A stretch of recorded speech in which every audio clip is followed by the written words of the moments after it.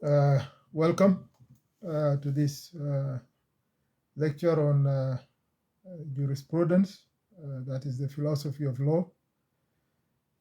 It's not going to be, of course, law is not it's not rocket science. There will be a few concepts that need to be defined, and when I define them, you will see that they are simple logic, simple concepts. Concepts such as positive law, natural law, stare decisis, all these are simple concepts that when I operationalize them or give their operational definitions, you will see that it is not rocket science, it is social science. It's natural law. The title of this lecture is Precedent versus Natural Law Limitations on Stare Decisis. Positive and natural law are different branches of law, not branches, but different areas of law that could be explained. Positive law is the law that is posited in the book, that is written, that is passed by the parliament, and natural law is not in the books, yet it is law. So this lecture is going to explain that. Stare decisis is a Latin for to adhere to precedent and not to unsettle things which are established. Precedent is decisions by superior courts or like the Supreme Court of the United States or the Appeal Court that are binding to lower courts. It's a legal concept, that is stare decisis, that obliges courts to follow previous rulings. It ensures that cases that have similar fact patterns are not approached differently because they contribute to the development of settled law. Present and future case outcomes ought to be in large parts determined by the outcomes of decisions in the past. So the court should always follow previous decisions, because when when cases of similar of fact patterns are approached differently, then there will be the law will be unsettled, and the doctrine of the stare decisis operates within the judicial branch. It doesn't operate outside the judicial branch. It informs the courts that when a case has when there are 2-3 cases that have similar patterns, fact patterns, then they have to be approached in a similar way. In legal analysis, when you have a case that you have to analyze in law school, you are taught to follow what is called the IRAC method. And the IRAC method looks at the issue. You have to look at the issue at hand, whether it is a criminal issue or a tort issue, or so. It's let us take murder, for example. Murder has 2 elements.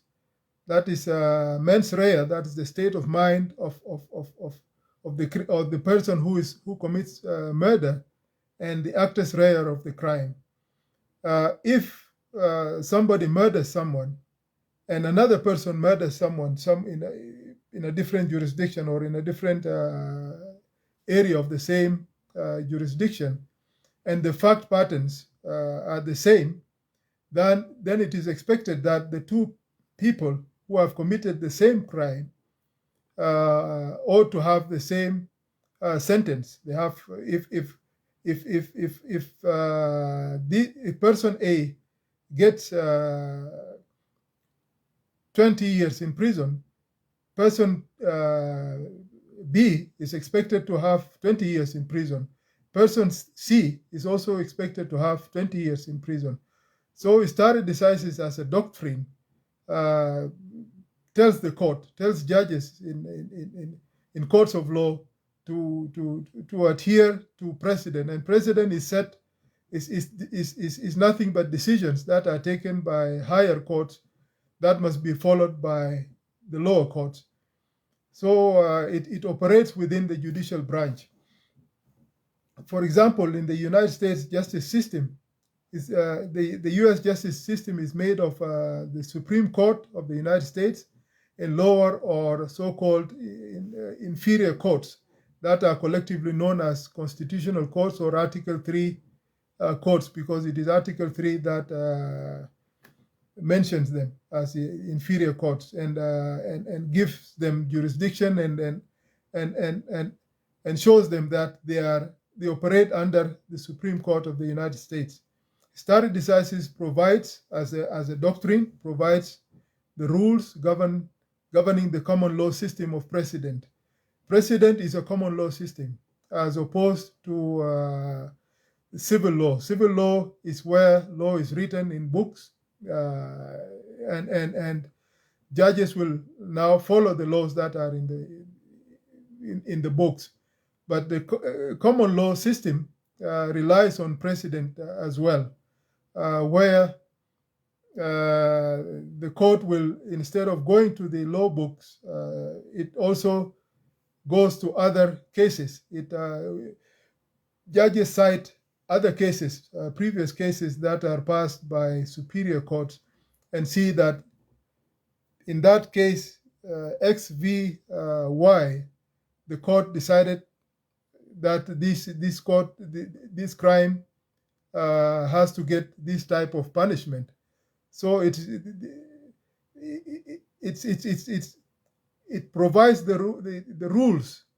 It provides the rules that govern this system of law. That is in the common law jurisdictions. The common law jurisdictions are jurisdictions of former British colonies, because the common law was established and in the UK, in Britain. The common law system is a British system, as opposed to the civil law jurisdictions. That is a French system. French West Africa, for example, have the French system, but South Sudan, Uganda, Kenya, Zimbabwe, South Africa, the English-speaking world or former British colonies, they follow the common law system. So it is judges in the federal courts interpret statutory provisions, and by doing so, operationalize or create binding rules of law. That is judge-made law, because when judges interpret these provisions in the books, they create binding rules to be followed by inferior courts. The idea is that frequently overruling precedent or frequently overruling former decisions is not desirable, because it will erode the court's authority and legitimacy.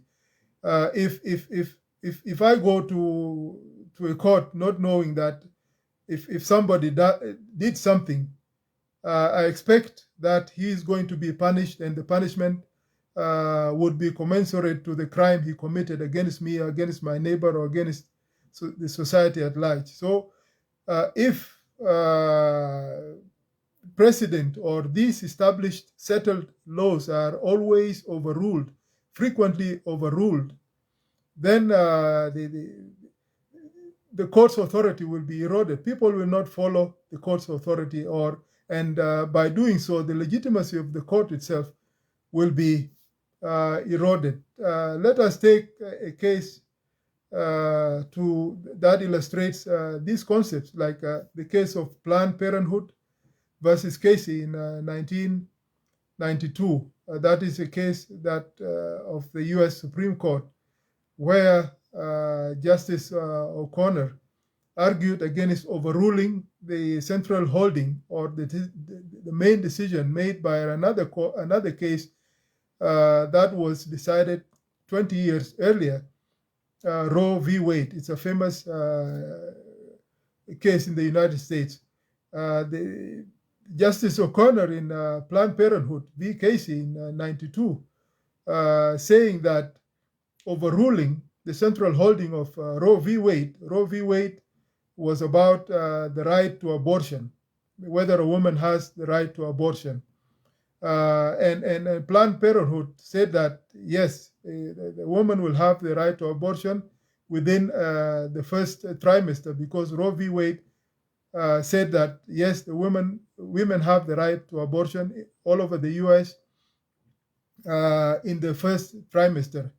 And Justice O'Connor argues that because overruling Roe v. Wade would seriously weaken the court's capacity to exercise the judicial power and function as the Supreme Court of a nation dedicated to the rule of law. So the U.S. Supreme Court there ruled that the U.S. Constitution conferred the right to have an abortion, so there has been a debate over the last 40 years in the U.S. about who should decide the abortion rights. Is it the U.S. Supreme Court to decide, or the woman to decide, or is it a religion to decide? Is it an issue of religion? Is it an issue of morality, or an issue of law? All these arguments have been going on for the last 40 years in the United States, because when the U.S. Supreme Court decided that Roe v. Wade was the law of the land, then the states had no say. The states, everybody in the 51 states of the U.S., every woman had the right to abortion until Roe v. Wade was overturned just this year. So the role of morality, the role of religion has been at the center of the debate for 40 years. It's an interesting debate. Traditionally, when considering whether to follow or overturn a precedent, that is an explanation or the opinion of Justice O'Connor on in Planned Parenthood, that when considering whether or to follow or overturn a precedent, the Supreme Court looks at 6 factors of stare decisis, 6 factors of this doctrine of stare decisis, which binds the court to follow previous rulings. So Planned Parenthood had to follow Roe v. Wade because of this fact, or if it is to overrule Roe v. Wade, it had to be done within after considering these 6 factors. Number 1, whether the precedent or the former decision or the decision followed earlier is settled. It's settled law. And number 2, whether the precedent is wrongly decided. If the decision was wrongly decided, then you can overrule it. If it is rightly decided, then you should not overrule it. Whether the precedent is unworkable. That's number 3. Number 4, whether factual changes have eroded the original precedent. Factual changes such as science, for example. If science, if there is new scientific innovation that will allow a fetus to survive outside a mother's womb after, let us say, 4 weeks, 1 month, then this child will have the right to life, because the whole thing is about the right to life. Is a fetus a human being that should be accorded the protection in the Constitution, the right to life, because the Constitution in the United States, for example, confers the right to life, liberty, and property, and this life is the right to life is now is the court now to decide what the right to life means, and in this case, the right to life is at the center of the debate. So if there's a new scientific findings that a child can survive outside the mother's womb after in the first trimester, then these changes will erode the original precedent that allows the woman to abort within the first trimester, as Roe v. Wade had said. Number 6, whether reliance interest in the original precedent are substantial, whether it is necessary to rely on the original ruling. Despite the convincing reasons in Planned Parenthood espoused by Justice O'Connor in support of Stare Decisis, because by putting that is its adherence, it's adherence to the doctrine of Stare Decisis, and acknowledging the reasons for overturning precedent.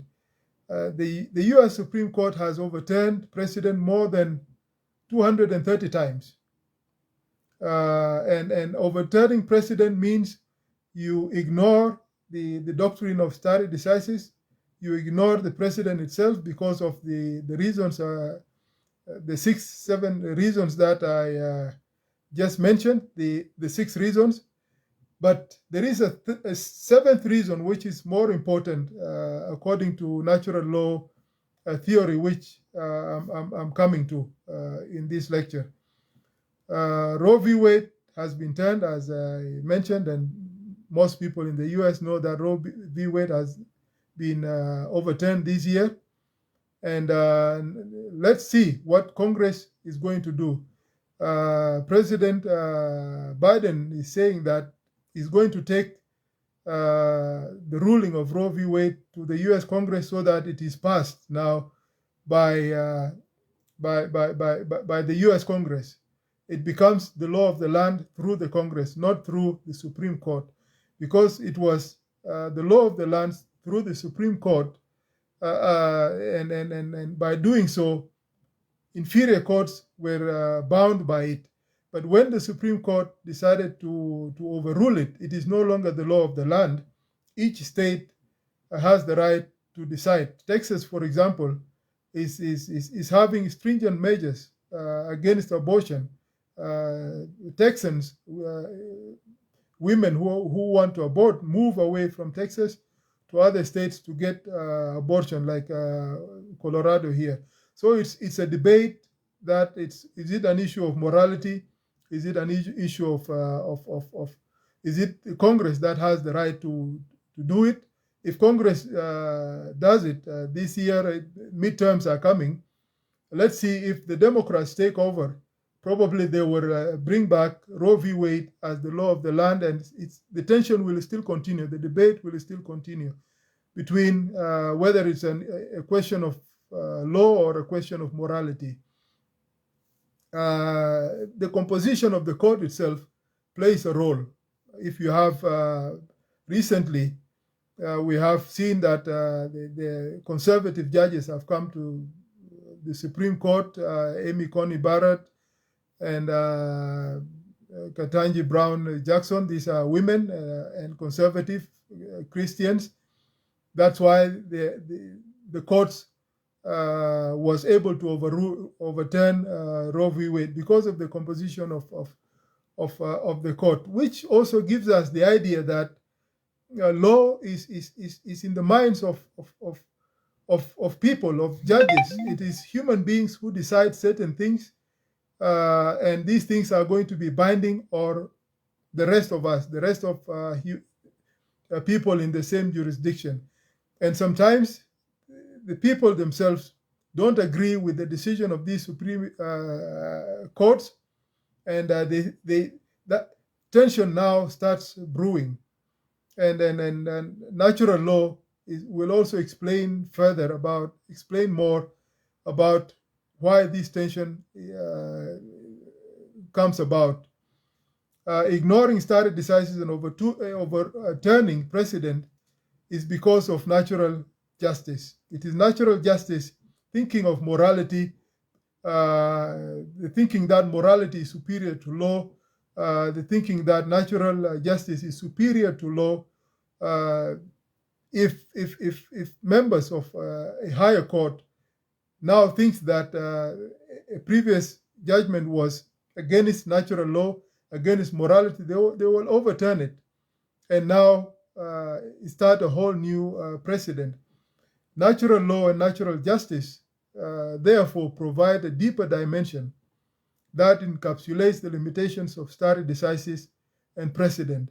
It is natural law that, in addition to the 6 areas, it is natural law that gives us that other dimension, other deeper dimension that will limit the span of stare decisis, the power of this doctrine of stare decisis, this doctrine that pins judges to precedents, this doctrine that forces the judges to adhere to precedents, even sometimes against their own intuition, against their own natural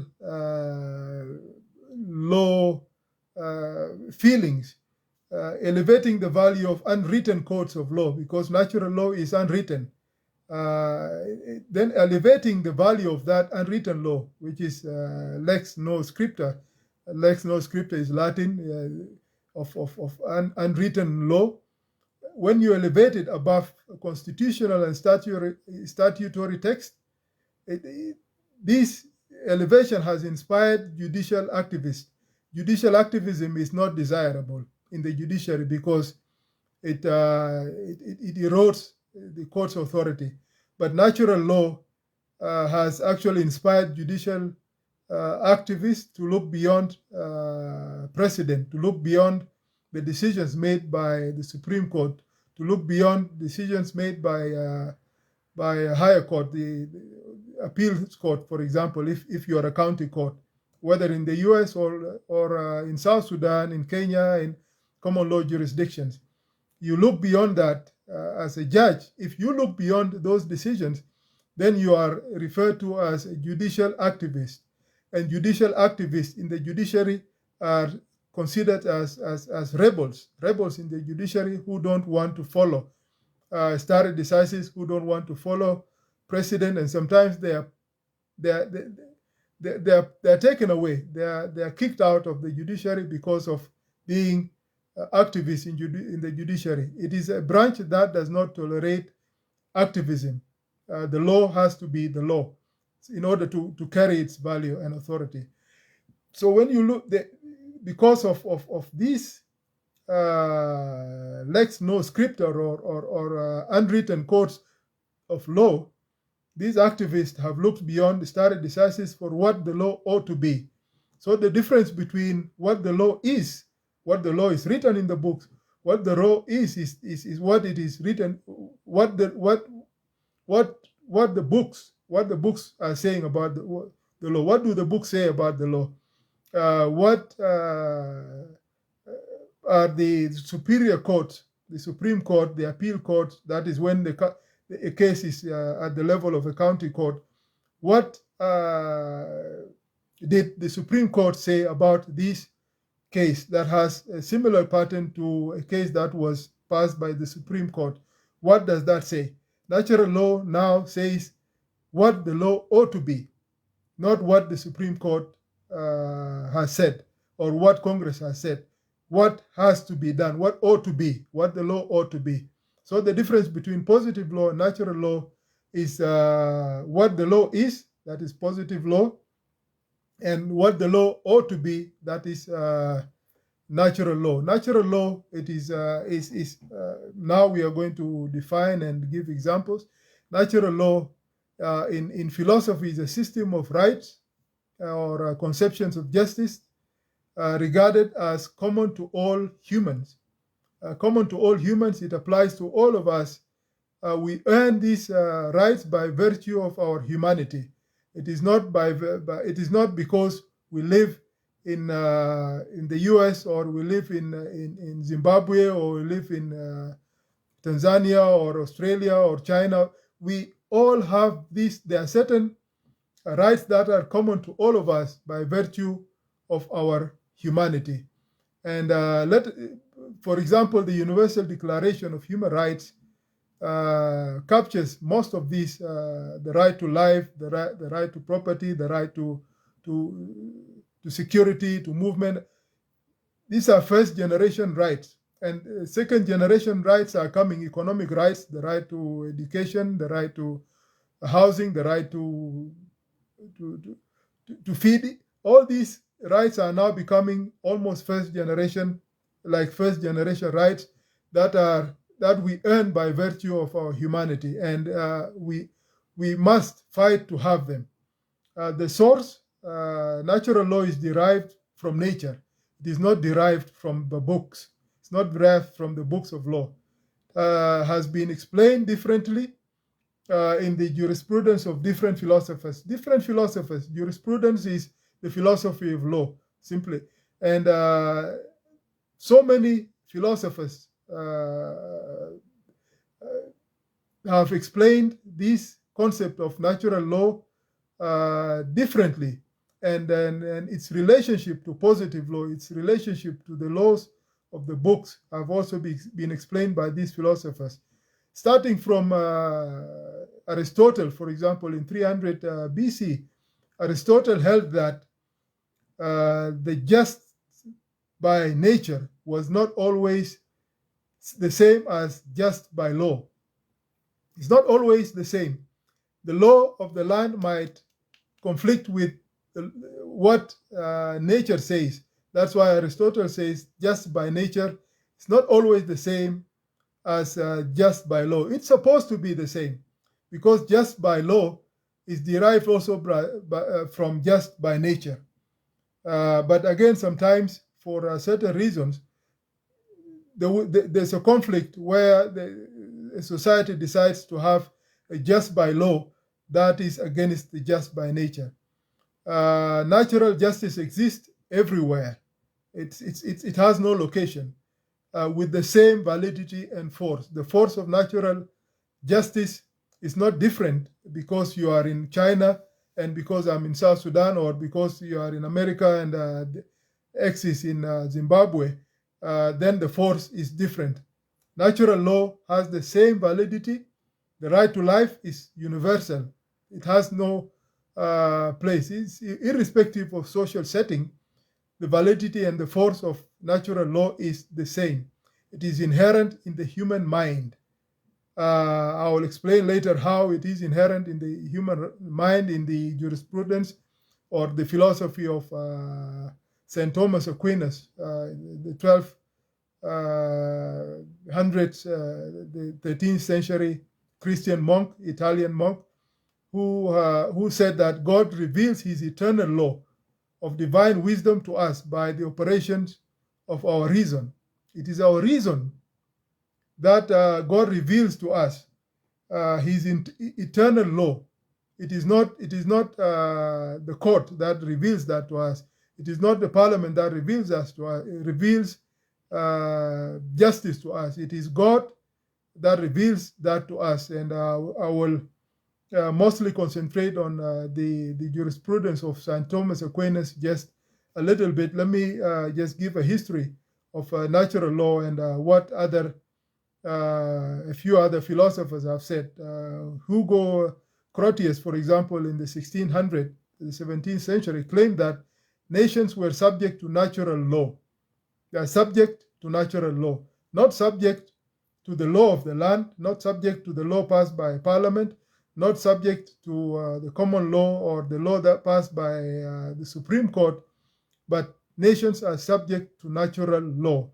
For example, if Congress or the Supreme Court passed the law that killing every firstborn, if it's a boy or a girl, if a society has many girls and decided now we don't want more girls, and when a woman goes to a hospital and she gives birth and it's a girl, the law says you kill her. This is not natural justice. It will create a lot of rebellion, even though it is in the books, even though it is passed by Congress. It creates rebellion because it's against natural law. Other examples abound.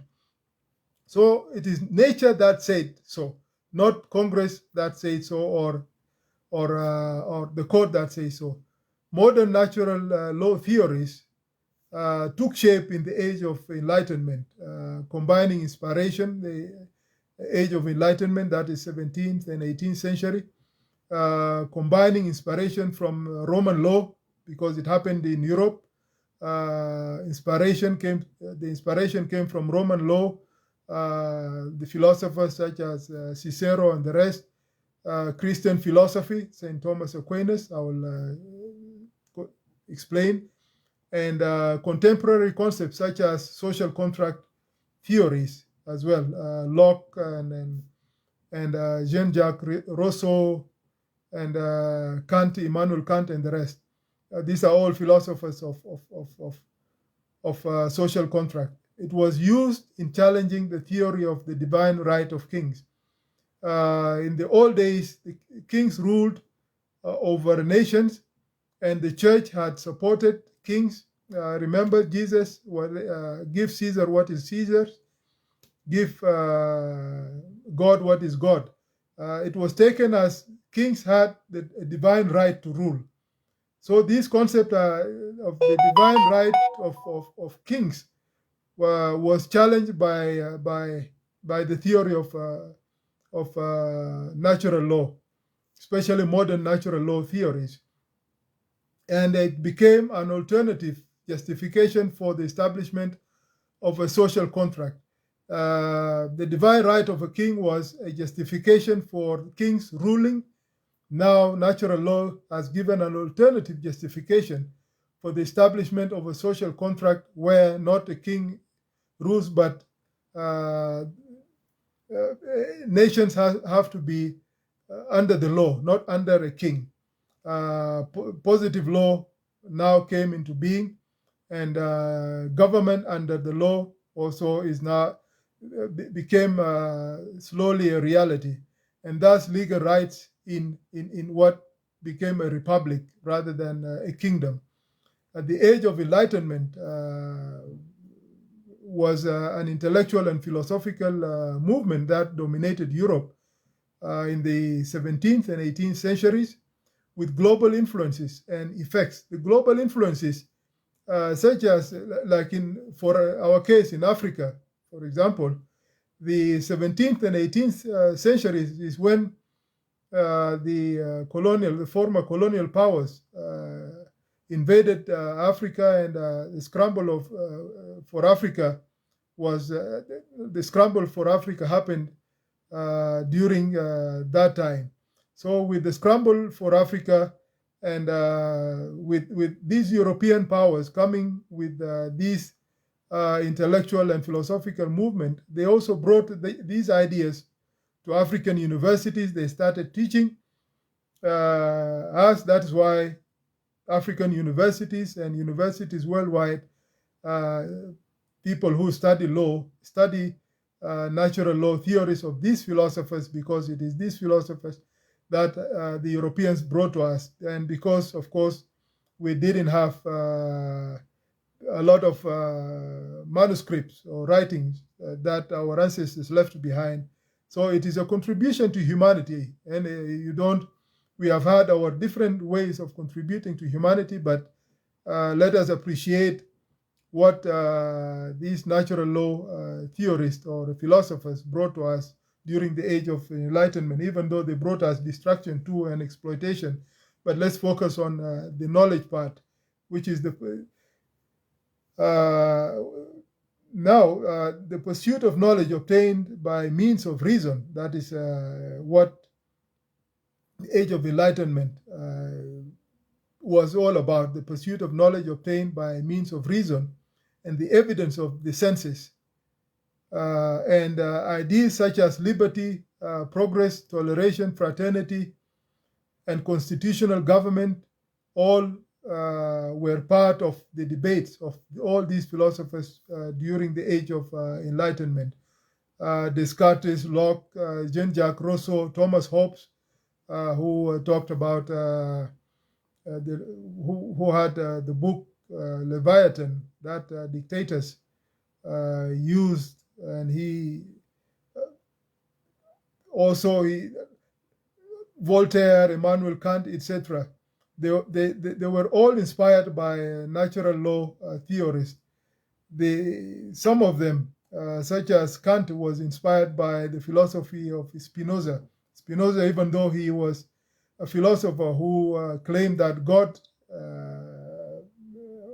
was dead, he still believed that it is nature that gave us these natural rights.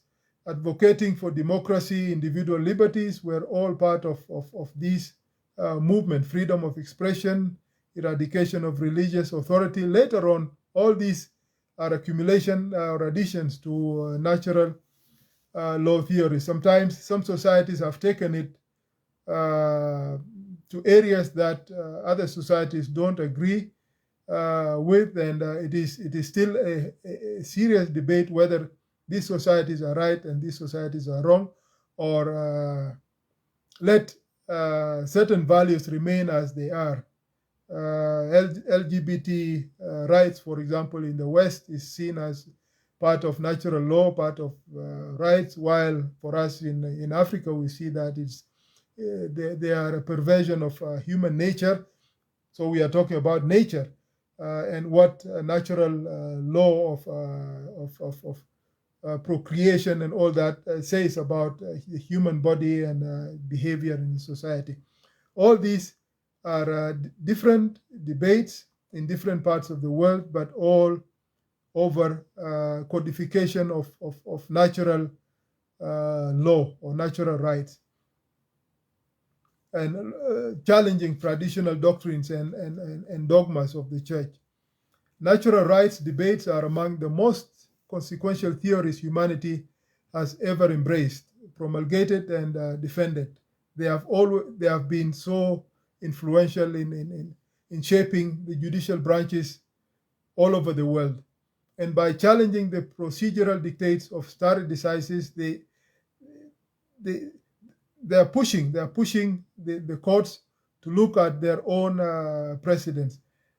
They are omnipresent. They are always present. Even in courtrooms, natural law operates in the minds of the judges. Every legislative and courtroom deliberations concept relating to, in every legislative and courtroom deliberations, concepts relating to natural sources of individual and social liberty, separation of religion and state, sovereignty and justice, etc., have been subjected to rigorous intellectual analysis and critique. They have always been a subject of analysis. They have always been a subject of critique in court and out of court.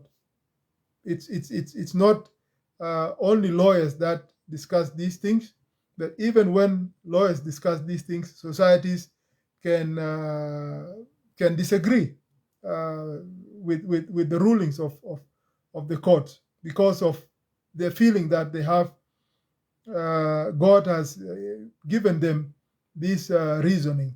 Many philosophers have written about natural rights, but it's widely believed that none has captured it so comprehensively as St. Thomas Aquinas in the 1200s. That's why I would want to now concentrate on the theories of the explanation of St. Thomas Aquinas about the sources of natural law and natural rights. Aquinas distinguished 4 categories of law. One, it's eternal law. 2, natural law. 3, human law. 4, divine law. Aquinas considered natural rights, that is number 2, natural law, natural rights, as God's contribution to eternal law. It is God's contribution to eternal law, and it operates within the human reasoning. And by doing so, it makes humans participants in divine reasoning. So it is God that allows us to. It's God's contribution. It's God's contribution to eternal law, and that's why human reasoning always captures natural rights. He argued that a special revelation And the will of God made it evident that all things partake, that is, contribute or join somewhat of the eternal law imprinted in them. St. Thomas Aquinas sees that we are pre-programmed as human beings. You are born pre-programmed. There are certain eternal laws that are imprinted in you as by virtue of being a human being. And it is God's contribution now to your ability to reason. It's God's contribution, it's God's will that He has created you and given you this reasoning capacity to know good from bad. He contends that such divine revelation serves four purposes. The reason for this divine revelation: one, humans need explicit divine guidance to perform proper acts. God has to, some people say it's nature. It doesn't matter. I believe it is God, but some people who don't believe in God see that it is nature, but it is still in our nature to reason. There's no big conflict here. Humans need explicit divine guidance or guidance from a superior power to perform proper acts. Uncertainty of human judgment needs a check. Human judgment is not always right. Sometimes might is right. That is mighty. When you're mighty, you can put the laws that serve you, or you can believe that this is just. That's why its human judgment is uncertain. So it needs to be checked. Needs to be checked by the reasoning of common reasoning of humanity at large, that God has given us. Humans need divine insights into issues they are not competent to judge. There are certain issues that we are not competent to judge. We leave it to divine insight. 4, it proves that God will punish some deeds that even go beyond the ability of human law to punish. So with his four categories of law, the explanation of St. Thomas Aquinas is so much respected in social sciences, in law schools. It's always seen as one of those powerful explanations of the sources of natural law. Eternal law, his categorization of eternal law, natural law, human law, and divine law is seen as a powerful explanation of natural law. Human beings are naturally endowed with an intuitive understanding programmed in us of the moral universe. The moral universe exists. It's a universe that is not in the court. It's a universe that is not in Congress or in Parliament. It is a universe that exists all over. It's a universe that is omnipresent. And human beings desire to achieve what is good and just. This desire is in all of us. We all seek the good. We all seek to achieve the good and to achieve what is just. Among the goods, humans naturally seek to promote and protect through the justice system. St. Thomas Aquinas identified 7 basic goods. These goods he listed as life. That's why the right to life is a universal right. Reproduction. All of us, we are programmed to bring offspring, to reproduce. We leave the world for the next generation in the same way that previous generation left the world for us, but we reproduce and populate the world, as God said. Educate one's offspring. We all educate our offspring. Even animals do that. Even animals train their offspring to hunt, for example. That is lions, leopard, and carnivorous animals, omnivorous animals, giraffes, antelopes. They also educate their offspring to run. But human beings educate their offspring to control nature, to seek God, to learn, to go to school, and to protect these offspring. So educating one's offspring is also a basic good. Seeking God, seeking a superior being is also a basic good. Live in a society. We are all social animals as human beings, and most other animals are also social animals. We seek to live in a society. We don't seek to live lonely lives, go live in the mountains, or we always want to live together as a society. Avoid offense, avoid criminal behavior, avoid it's a basic good. That is why we have laws in place to check offense, and shun, reject ignorance. We don't as human beings, we shun ignorance, we reject ignorance, we avoid ignorance. So in many ways, all 7 basic goods are necessary for self-preservation, for our control of the universe, of our control of the surroundings, of the protection of our offspring, and protection of our societies at large, at individual and social levels, of course. So to uphold the end of justice, St. Thomas Aquinas believed that a judge must bear in mind that injustice will inevitably lead to social disequilibrium, social unrest. Hence, their responsibility goes beyond individual cases or exceptions of a mechanical conformity to precedent and stare decisis. St. Thomas Aquinas gives an advice to judges that when you are in the courtroom, you have to bear in mind that injustice will lead to social disequilibrium, because injustice will trickle out of the court, and the society at large will see that there is injustice, and that will lead to disequilibrium. So a judge that always rules unjustly is contributing in a way to social disequilibrium. Hence, St. Thomas Aquinas warns them. Then he tells the judges that it is their responsibility in the courtroom goes beyond cases or exceptions. The responsibility goes beyond precedent, goes beyond looking at what the Supreme Court said about this in the common law jurisdiction, for example.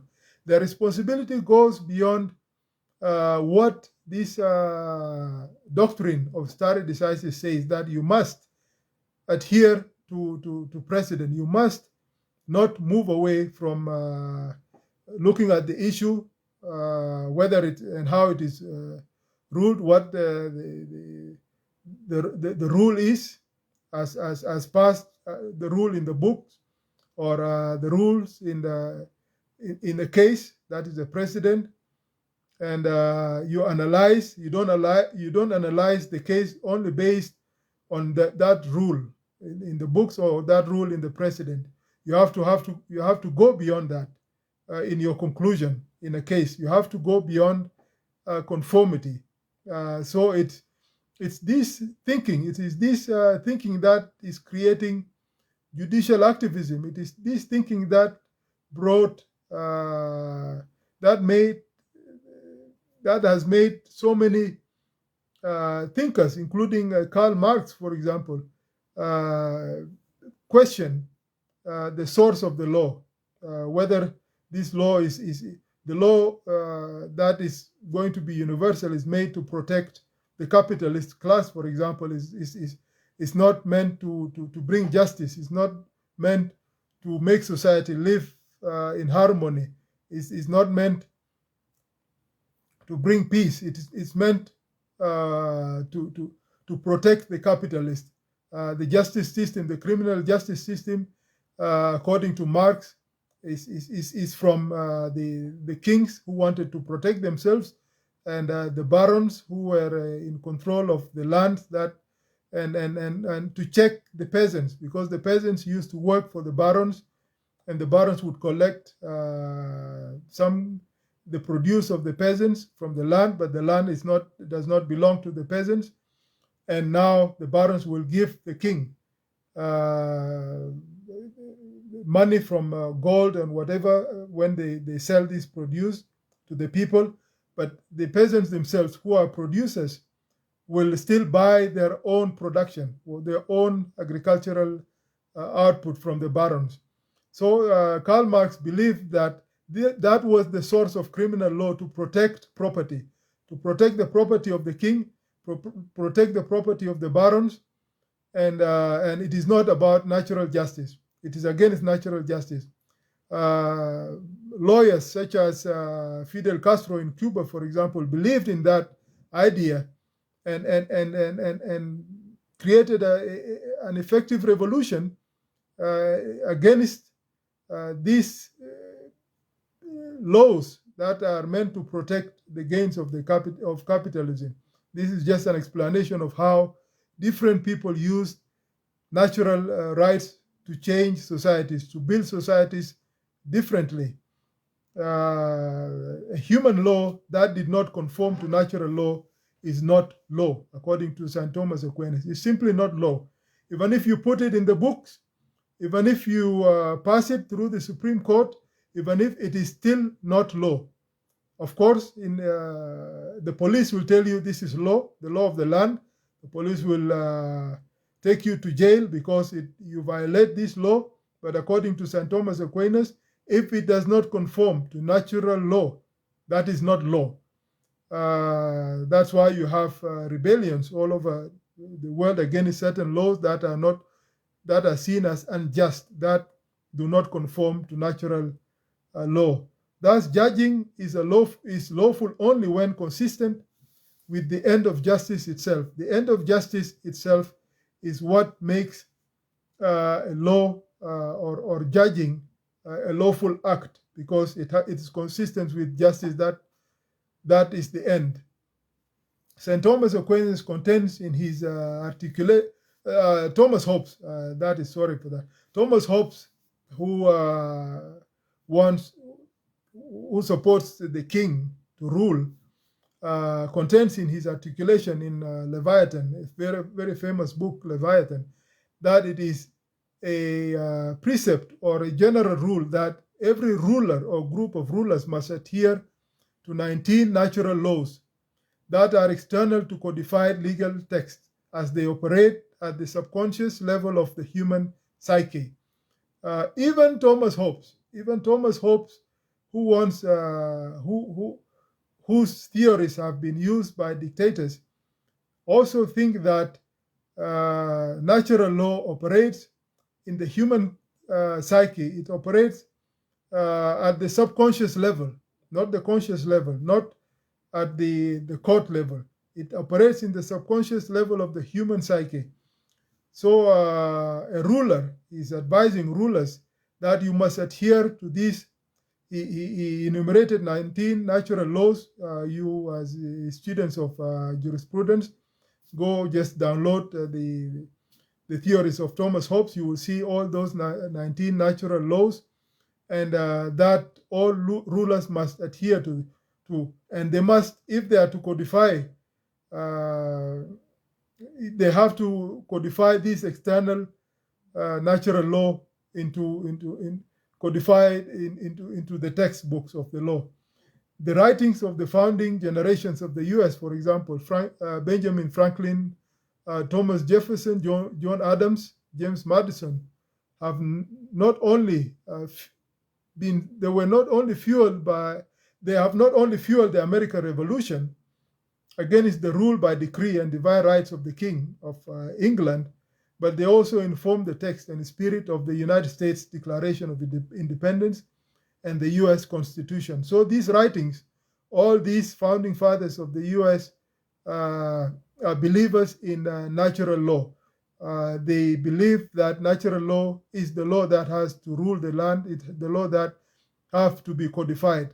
When they inspired the American Revolution against the the divine right of a king of England to rule.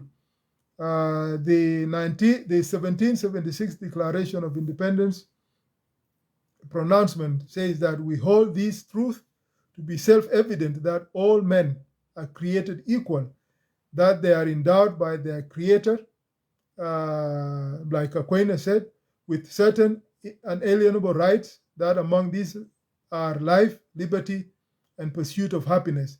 In the U.S. Constitution, pursuit of happiness have been changed to property. So the constitutional rights that are protected in the U.S. are life. There are so many ways of protecting life. This is the law of the land. No state will change certain things. Liberty. No one can tie you in the basement because you are their child or something. That is against you have a right to liberty. You cannot be imprisoned without following the procedure, a proper procedure of the law. This is against your right to liberty. And there are so many other examples. The right to life as well is now at the center of the debate of Roe v. Wade, as earlier mentioned. And it's seen differently by different people who look at this right from different angles. Sorry, somebody called. Sorry, my brother called me.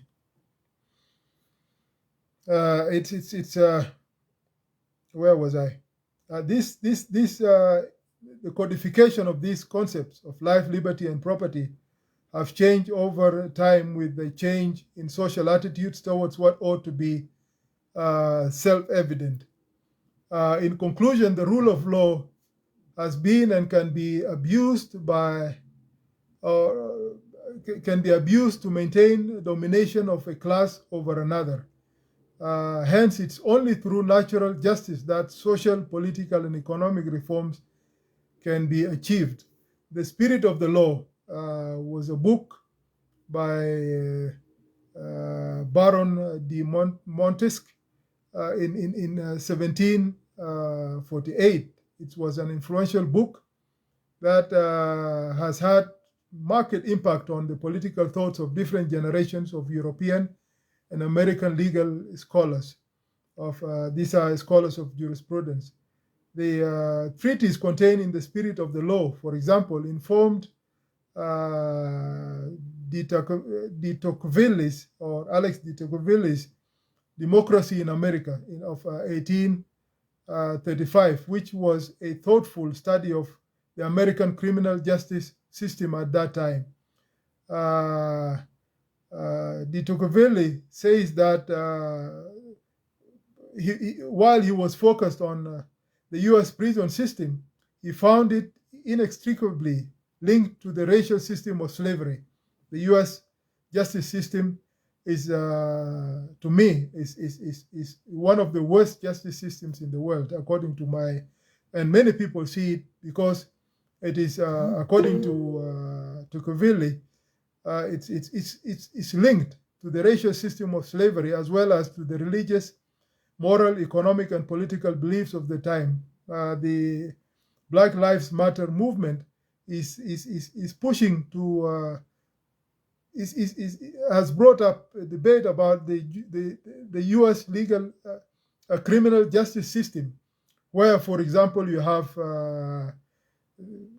prisons in the U.S. are privately owned. I believe it is the only country in the world where prisons are like hotels. They're privately owned, and the more you have residents, the more you have federal funding. Where will you get these residents from as a private company? A prison is a private company. Where if your prison is full as a company, then you have more money from the federal government. Of course, because of the background of the slave and because of the background, seeing that blacks are criminals, then many people have seen that the prisons are filled by black youth, the black population, the black people in America, because of that, not because of that they are criminals it's by nature. No, it's a system according to de Tocqueville. So in all, the ideas of Hobbes, the ideas of other philosophers, the ideas of other the jurisprudence of other philosophers, all conform to the idea that natural law is superior to the written law, and natural law provide a check to precedent and provide a check to stare decisis. Thank you, and God bless you. Let's keep discussing. Some of you have texted me privately, and I'm willing to discuss with you further on this. If you have a research on natural law and you want my opinion, I will surely give it to you, especially those students in South Sudan who are reached out to me privately. Thank you so much, and God bless you. God bless Africa. Bye-bye. And the world, indeed.